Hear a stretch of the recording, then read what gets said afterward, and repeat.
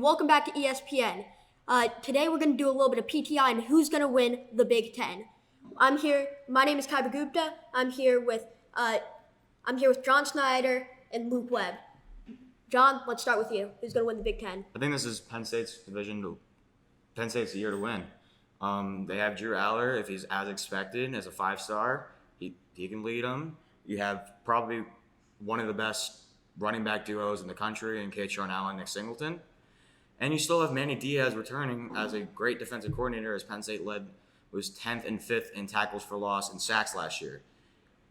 Plus, they still have two tight ends that are very capable of doing stuff. They have probably the best left tackle in football in Olu Fashanu, who's projected as a top 10 pick, but he said, hey, let's run it back instead of going to the NFL draft this past year. So I think they are poised to do it. All right, I'm going to interrupt you there. You want to talk about best running backs in the game? Let's talk about Blake Corum and Donovan Edwards. Blake Corum led the FBS in rushing, and he was hurt for the last 2 weeks of the season. I mean, that's phenomenal. And then you have Donovan Edwards. I mean, look what he did to that Ohio State defense. Over 248 yards rushing. Unbelievable. I mean, he just tore them up. And that Michigan offensive line, yes, they did lose a lot of talent. They lost a lot of talent on that defense. But they're going to rebuild. I mean, look what they did against Georgia. They got crushed. They did get lost to TCU, which lost to Georgia. Yes. But I think this is J.J. McCarthy's year. I mean, obviously, he doesn't have the receivers he did last year. But he has returning Blake Corum and Donovan Edwards. So I think there's no really time to argue with that. Another thing is the Penn State-Michigan game this year is at Penn State, and that is probably one of the hardest places to play in college football, especially at night. The crowd is nuts and everything else. Blake Corum will have a hard time. He really will.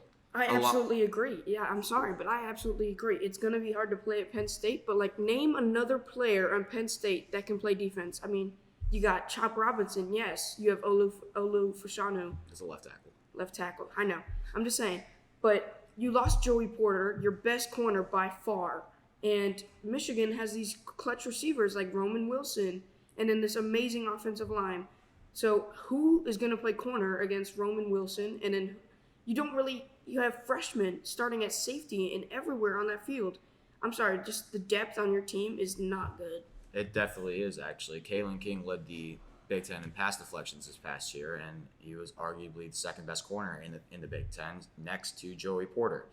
He had a bunch of interceptions toward the end of the year, 2 interceptions in the Rose Bowl, along with Abdul Carter, a true freshman last year who had 6.5 sacks as a middle linebacker, along with a 5-star denied Dennis Sutton, who had 3.5 sacks this past year, along with they're still returning 75% of their defense. That is a lot. So you want to talk about Penn State's defense. Why don't we talk about Michigan's defense? I mean, they're probably the best defense we've seen in a while. Yes, they do have Mike Sanderstill. Yes, and they have linebackers, defensive line that can get to the quarterback like that. And then they have corners that can always read the ball. I mean, where's your receivers? All right, I think I'm going to have to give you the last word. Our receivers, we have two arguably NFL-ready tight ends, Tyler Warren and Brenton Strange, along with Trey Wallace and Amari Evans, and also Keandre Lambert-Smith, who I think is going to have a breakout year and is going to help Drew Aller a lot. All right, I think that's going to be it. This has been ESPN. We'll see you next time.